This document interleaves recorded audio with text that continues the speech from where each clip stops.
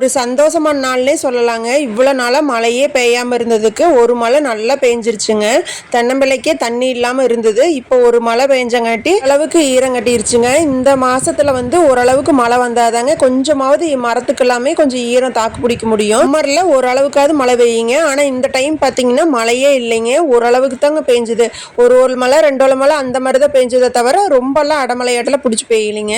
இப்போவும் பார்த்தீங்கன்னா கிளைமேட் மாறினாலும் உங்களுக்கு வெயில் தான் அதிகமாக இருக்குதோ தவிர மழையே பெய்ய மாட்டேங்குதுங்க. ஏதோ இந்த மழை ஓரளவுக்கு ஈரங்கட்டுற அளவுக்கு மழை வந்திருக்குதுங்க. ஓரளவுக்கு பரவாயில்லைன்னு தான் சொல்ல முடியும். அக்கா வீடு வரேன்னு சொல்லியிருந்தாங்க. சரி போண்டா போடலான்னு சொல்லிட்டு நான் முதல்லயே வெங்காயம்லாம் அரிஞ்சு வச்சிருந்தேங்க. கடலமாவு போண்டாவும் கோதுமை கச்சாயும் போடலான்னு சொல்லிட்டு பிளான் பண்ணியிருந்தாங்க. சரி கடலமாவு போண்டாக்கு நான் மாவு எல்லாமே எடுத்து வச்சிருந்தேங்க. அப்புறம் அக்கா வந்ததுன்னு எல்லாம் கலக்கி அக்காவே போட்டுச்சுங்க. இங்கே எங்கள் ஊர் சைட்லாம் பார்த்தீங்கன்னா எப்போ போண்டா போட்டாலும் கூடவே கோதுமை கச்சாயும் போடுவாங்க. போண்டா போடுறனாவே பழம் இருந்தாலும் சரி இல்லைனாலும் சரி போய் கடையில் வாங்கிட்டு கச்சாயம் போட்டுறதுங்க.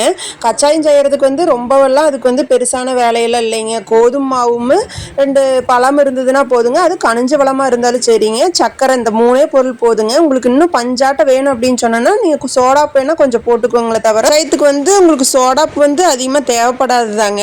நல்லா மாவை இலக்கமாக பிணைஞ்சிட்டாவே உங்களுக்கு அது வேண்டியதில்லை தான். இருந்தாலும் நம்ம புதுசாக போடணும்னா லைட்டாக போட்டுக்கிட்டிங்கன்னா உங்களுக்கு பஞ்சாட்டம் இருங்க. இல்லைனாலும் கச்சாய் எப்படி செஞ்சாலும் நம்ம சாப்பிட்ருவோங்க. அவ்வளோ டேஸ்ட்டாக தான் இருக்கும். நான் போண்டாவும் கச்சாயும் போடுறேன், நீ போய் மாங்காய் ஊறுகாய்க்கு அரிஞ்சு வைக்கிறேன்னு சொன்னேன்ல, அதை போய் நீ அரிஞ்சு வை அப்படின்னு சொல்லியிருந்தாங்க. அதனால நான் அரியருக்கு வந்துட்டேங்க. போண்டா கச்சாயம் இதெல்லாம் போட்டு முடிச்சதுக்கப்புறங்க அவங்க கிளம்பிட்டாங்க. அதுக்கப்புறம் சரி நம்ம தலைக்கு ஹேர் பேக் போட்டுடலாம் அப்படின்னு சொல்லிட்டுங்க. இதுக்காகவே நான் செடியெல்லாம் வளர்க்குறேங்க. செம்பருத்தி, மருதாணி, கத்தாழை இந்த 3 தான் மெயினுங்க. அது இருந்துச்சுன்னா நம்ம எப்பவுமே இந்த ஹேர் பேக் போட்டுக்கலாம். இது போட்டதுலேருந்து ஓரளவுக்கு முடி கொட்ட ஆரம்பிச்சிருச்சுங்க.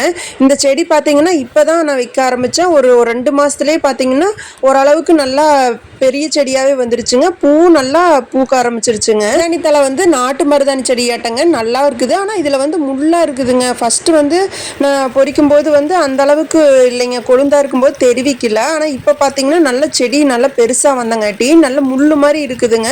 இந்த நாட்டு மருதாணி தலையில் இப்படி தான் இருக்குமான்னு எனக்கு தெரியலைங்க. இதுதான் ஃபஸ்ட் டைமுங்க இந்த மாதிரி செடி வச்சது. கன்று ஒரு 3 கன்று கொடுத்துருந்தாங்க. இந்த கன்று இந்த மாதிரி முள் மாதிரி வந்துருக்குதுங்க. இன்னொரு பக்கம் வச்சிருக்கிறேன் அந்த கன்று நல்லா வந்துருக்குதுங்க.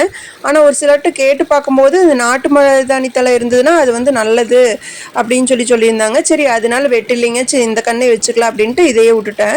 தலை சிறுசாக தாங்க இருக்குது. ஆனால் வாசம் நல்லா மருதாணியோட வாசம் அவ்வளோ வாசமாக இருக்குதுங்க.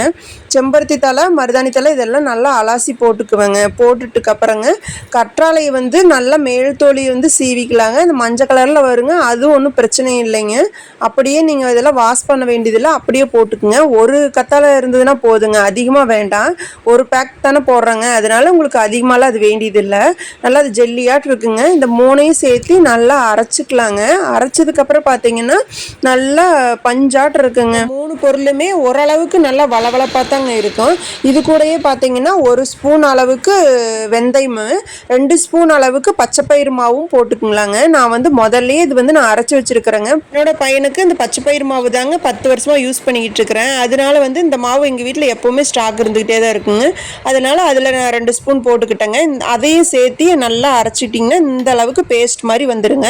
இது கூட பார்த்தீங்கன்னா ஒரு 1/2 எலுமிச்சம்பழம் நல்லா புழிஞ்சு விட்டு அதையும் நல்லா கலக்கிங்க. நல்லா அப்ளை பண்ணி வச்சுக்கோங்க. ஒரு 20 நிமிஷம் பாக்கில் விட்டிங்கன்னா போதுங்க. நான் போட்ட வரைக்கும் எனக்கு சளியெல்லாம் பிடிச்சது இல்லைங்க. சிலருக்கு கத்தாழை போட்டால் கொஞ்சம் சளி பிடிக்கும் தான் சொல்லுவாங்க. இந்த கிளைமேட் மாறினால இது எனக்கும் சளி பிடிச்சாலும் பிடிக்குங்க. பார்த்துட்டு தான் போடணும். அன்னைக்கு நைட்டு பார்த்தீங்கன்னா சரி தக்காளி சாப்பாடு மாதிரி செஞ்சிடலாம் அப்படின்னு சொல்லிட்டு மீன் மேக்கர் இருந்ததுங்க. சரி அதில் சாப்பாடு செஞ்சிடலாம் அப்படின்னு சொல்லிட்டு எல்லாமே ரெடி பண்ணி பக்கத்தில் வச்சுக்குவேங்க. நான் சமையல் பண்ணும்போது பார்த்தீங்கன்னா எல்லா பொருளும் எல்லா பக்கமும் இருக்குங்க. ஏன்னா பக்கத்துலேயே எல்லாம் எடுத்து வச்சுக்கிட்டு அதுக்கப்புறம் தாங்க நான் எல்லாம் தாளிக்கவே ஆரம்பிப்பேன். எனக்கு இல்லைன்னா அதை போய் இது எடுக்கிறது இதை போய் எடுக்கிறதுன்னு எனக்கு செய்யறக்கே இதாக இருக்குங்க. அதனால எல்லாமே ரெடி பண்ணி பக்கத்தில் வச்சுக்குவேங்க. இஞ்சி பூண்டு பேஸ்டெல்லாம் நான் அப்போதைக்கு அப்போ தான் அரைப்பேனே தவிர முதல்லையே அரைச்செல்லாம் வச்சுக்கிறது இல்லைங்க. அதனாலேயே பார்த்தீங்கன்னா எனக்கு ரொம்ப நேரம் ஆகிற மாதிரி இருக்கும். அதனாலேயே நான் எல்லாமே பக்கத்தில் இந்த மாதிரி வச்சுக்கிட்டு தாங்க செய்கிறது. ஒவ்வொரு பொருளையும் அப்பப்போ கட் பண்ணி பக்கத்தில் வச்சுக்கிட்டோம்னா நம்மளுக்கு செய்யறதுக்கு ஈஸியாக இருக்குங்க. அந்தந்த பொருளை தாளிச்சு விட்டதுக்கப்புறம் போய் எடுத்து செய்யணுங்கிறது இல்லைங்க. ஊற வச்சிருந்த அரிசி எல்லாமே கழிஞ்சு ரெடியாக தண்ணியெல்லாம் எடுத்து அளந்து ஊற்றி வச்சுக்குவாங்க. இந்த சாப்பாடு செய்யறதுக்குங்க இஞ்சி பூண்டு நம்ம போடும்போதே பட்டை, கிராம்பு, சோம்பு இந்த 3ஐயும் உள்ளே போட்டுக்குவேங்க. இது நல்லா அரைபடுன்னு சொல்லிட்டு ஒரு தக்காளி உள்ளேயே கட் பண்ணி அதையும் நல்லா அரைச்சி வச்சுக்கோங்க. நல்லா வாசமாக தாங்க இருக்குது இதுவுமே. இந்த தக்காளி சாப்பாடு செய்யறதுக்கு பார்த்தீங்கன்னா நான் வந்து நல்லெண்ணெய் தான் யூஸ் பண்ணுவேங்க. கடலெண்ணெய் வந்து இன்னும் வாசமாக தான் இருக்குங்க. இருந்தாலும் இந்த தக்காளி சாப்பாட்டுக்கு எல்லாமே நீங்கள் கிளறின சாப்பாடாக இருந்ததுன்னா நல்லெண்ணெய் ஊற்றுனீங்கன்னா இன்னும் நல்லா வாசமாக இருக்குங்க. எண்ணெய் ஊற்றி நல்லா காஞ்சதுக்கப்புறம் கடுகு போட்டு பொரிஞ்சதுக்கப்புறங்க கடலைப்பருப்பு உளுந்தம்பருப்பு இதையும் போட்டு நல்லா பொரிஞ்சதுக்கப்புறம் பெரிய வெங்காயம் வந்து ஒரு 2 வெங்காயம் நல்லா நீல வாக்கில் கட் பண்ணிங்க உள்ளே போட்டுக்கலாங்க.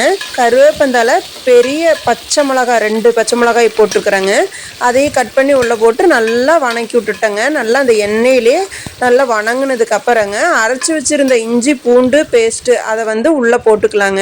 உள்ளே போட்டு நல்லா அந்த எண்ணெயிலே வணக்கி விட்டுறலாங்க. எந்த அளவுக்கு நம்ம எண்ணெயில் வணக்கிறோமோ அந்த அளவுக்கு நல்லா சாப்பாட்டில் வந்து அந்த மசாலா வாசம் வந்து நல்லா இறங்கி இருக்குங்க. இது எல்லாம் நம்ம வணக்கி விட்டதுக்கப்புறம் அந்த அரைச்சி வச்சுருந்த மிக்சி கப்பில் வந்து மீதி இருக்கிறத எல்லாமே அந்த தண்ணி கொஞ்சம் ஊற்றி அதை எடுத்து ஊற்றிடுவேங்க. எண்ணெயிலே நல்லா வணங்கினதுக்கப்புறம் ஒரு 6 தக்காளி வாக்கில் நீல வாக்கில் கட் பண்ணி அதையும் உள்ளே போட்டுக்கலாங்க. போட்டுட்டு நல்லா வணக்கி விட்டுறலாங்க. இல்லை நாட்டு தக்காளி இருக்குங்க, அது ஒரு 4 வளம் போட்டாவே நல்லா ருசியாக வருங்க. ஆனால் இப்போ வந்து ஹைப்ரிட் தக்காளி மாதிரி தாங்க வருது. தக்காளியும் உள்ளே கட் பண்ணி பார்த்தா ஒரே பூச்சியாக தாங்க இருக்குது. அதனால தக்காளி வந்து நம்ம வாங்கும் போதே பார்த்தீங்கன்னா ஓரளவுக்கு பச்சையும் பழுத்த மாதிரி வாங்கணும். ஆனால் இப்போ எந்த கடையிலையும் பார்த்தீங்கன்னா அந்த மாதிரியே இருக்கிறது இல்லைங்க. மஞ்சத்தூள் வந்து ஒரு 1/2 ஸ்பூன் அளவுக்கு போட்டுக்குங்க. உங்களுக்கு சாப்பாடு எந்த அளவுக்கு குவான்டிட்டி நீங்கள் வைக்கிறீங்களோ அந்த அளவுக்கு வந்து நீங்கள் தூள் நீங்கள் சேர்த்திக்கிங்க. சாம்பார் தூள் வந்து வீட்டில் அரைச்சிருந்த சாம்பார் தூள் வந்து 2 ஸ்பூன் அளவுக்கு போட்டுக்கிட்டேங்க. அது வந்து வாசமாகவும் இருக்குங்க. சாப்பாட்டுக்கு வந்து டேஸ்ட்டு இன்னும் நல்லா கொடுக்குங்க. இந்த தக்காளி வணங்குற அளவுக்கு பார்த்தீங்கன்னா உப்பு தேவையான அளவு போட்டுக்கிட்டுங்க நல்லா வணக்கி விட்டுறலாங்க. வாசத்துக்காக கொத்தமல்லி தழை வந்து கொஞ்சோண்டு அளவுக்கு இப்போவே போட்டுக்குங்க. போட்டுக்கிட்டிங்கன்னா நல்லா அந்த எசன்ஸ்லேயே நல்லா அந்த தலையும் நல்லா வாசமாக வந்துடுங்க. இது கூடவே பார்த்தீங்கன்னா மீன் மேக்கர் போடலாம் அப்படின்னு சொல்லிட்டுங்க நல்லா சுடுதண்ணியில் வச்சு நல்லா ஊற வச்சுட்டுங்க ஒரு டைம் அலாசினதுக்கப்புறம் மறுபடியும் பச்சை தண்ணியிலேயே ஒரு 2 டைம் அலாசினதுக்கப்புறம் உள்ளே போட்டுக்கிட்டேங்க. போட்டுட்டு நல்லா இந்த எண்ணெய் மசாலா இதெல்லாம் இறங்குற மாதிரி நல்லா கிளறி விட்டுங்க. நல்லா ஓரளவுக்கு கொஞ்சம் வேக விட்டிங்கன்னா உங்களுக்கு தண்ணி வந்து நல்லா அதிலிருந்து வர ஆரம்பிக்குங்க. இதுக்கப்புறங்க எந்த அளவுக்கு நீங்கள் அரிசி போட்டிங்களோ அந்த அளவுக்கு தண்ணி ஊற்றிட்டுங்க நல்லா கொதி விட்டுருங்க. கொதி விட்டுட்டதுக்கப்புறம் காரம் பத்தலினா உங்களுக்கு காரம் அதுக்கு தகுந்த மாதிரி போட்டுக்குங்க. உப்பு உங்களுக்கு அந்த அளவுக்கு போட்டுக்கிட்டு நெய் வந்து ஒரு 2 ஸ்பூன் அளவுக்கு ஊற்றிக்கிங்க. சாப்பாடு எந்த அளவுக்கு நீங்கள் செய்கிறீங்களோ அந்த அளவுக்கு ஊற்றிக்கிட்டு உங்களுக்கு புளிப்பு கம்மியாக இருந்தது அப்படின்னா ஒரு 1/2 எலுமிச்சம்பழம் உள்ளே ஊற்றினீங்கன்னா சாப்பாடு வந்து உங்களுக்கு உதிரியாகவும் வருங்க, நல்லா பஞ்சாட்டு இருக்குங்க. இது எல்லாம் பார்த்து டேஸ்ட் பார்த்ததுக்கப்புறம் மூடி வச்சு ஒரு 2-3 விசில் விட்டுட்டிங்கன்னா நல்லா சாப்பாடு வந்து நல்லா வெந்து வந்துடுங்க. வாசமாகவும் இருக்குங்க. இதில் கூட புதினா தழை இருந்து போட்டிங்கன்னா இன்னுமே நல்லா இருக்குங்க வாசம். கடைசியாக வந்து நீங்கள் மூடி வைக்கிற டைமில் தான் அந்த தலையெல்லாம் போட்டு மூடி வைக்கணுங்க. கடைசியாக நல்லா இந்த மாதிரி கிளறி விட்டுட்டு ஒரு மூடி வச்சு ஒரு 2-3 விசில் விட்டிங்கன்னா சாப்பாடு வந்து நல்லா உதிரியாட்ட வந்துடுங்க. இது கூடவே பார்த்தீங்கன்னா தயிர் பச்சடி வச்சு சாப்பிட்டா இன்னும் சூப்பராக அவ்வளோ டேஸ்ட்டாக இருக்குங்க சாப்பாடு. இது வந்து நான்வெஜ் மாதிரியே இருக்குங்க. இந்த மீன் மேக்கர் போட்டாவே சாப்பாடு வந்து மட்டன் பிரியாணி அளவுக்கு வந்துடுங்க.